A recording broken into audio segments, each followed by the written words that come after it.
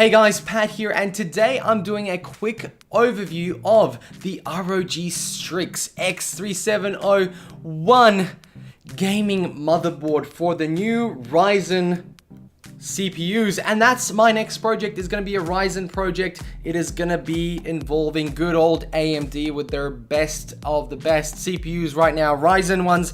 But I want to talk about this motherboard, and I want to talk about why I'm choosing this one and a little bit about it. Now, first of all, obviously it is AMD, so you've got your little slots here, and the pins do come with the CPU, so you don't need to worry about having this covered, unlike the Intel ones where the pins are on the motherboard. This has, I guess, maybe a safety feature, but it also means the CPU needs to be protected very well too. The next thing is that it has M.2 slot, which is absolutely fantastic. Obviously, this is a very small motherboard, and that's what I'm going for. I'm doing a very small build, and I wanted to talk about why this one. Well, the M.2 slot is hidden behind here, but it also has an actual cooling unit that is also RGB. So that little cover here is actually supposed to cool it. It does touch a little bit of the M.2 slot card, and it should potentially draw some of the heat from it.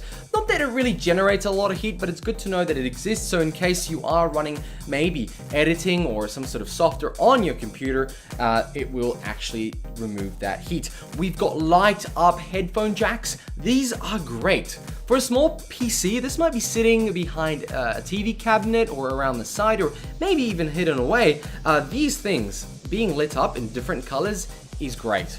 How many times have you spent fumbling around behind a computer to figure out where this headphone jack is? I mean, nowadays it's just all wireless USB, but at some point in time, you might want to plug in a jack. So, I don't know, maybe is there any point to have these on motherboards anymore?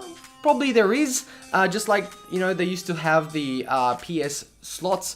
Now they don't. At one point, this I think will become irrelevant.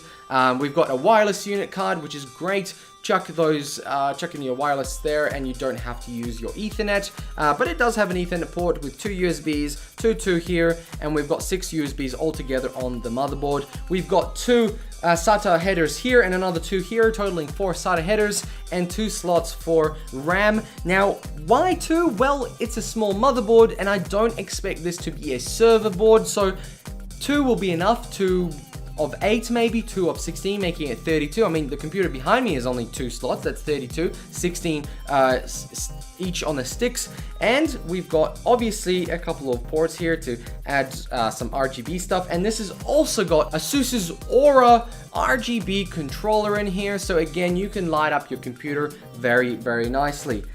Behind here, we don't have much. We've got the plate here for the CPU, and obviously there is no actual cover or shade for anything else. We've got a little bit here, but everything else is quite nicely exposed, but it's a very nice black PCB.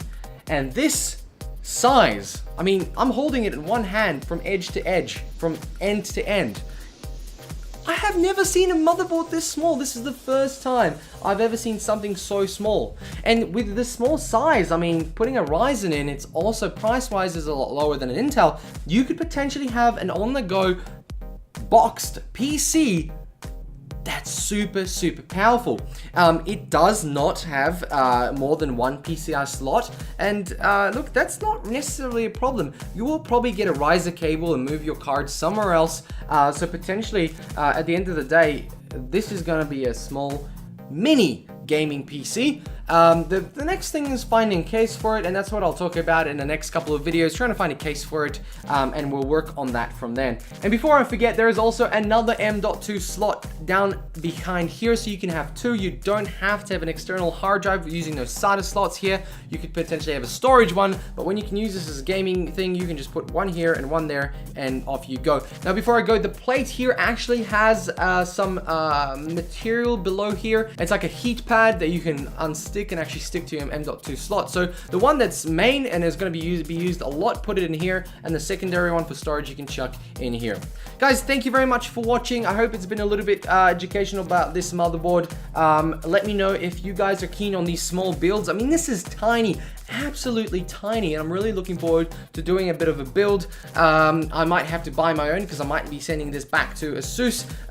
So guys, thank you very much for ASUS for sending this for me. I just wanted to give you guys a quick overview of what I'm planning on doing in the next couple of months. And obviously there is actually a full rebuild of this computer coming up with whole new parts from OC Cool. That's gonna be cool. Guys, catch you later, and yeah, let me know in the comments. If you like, dislike, let me know why. Bye.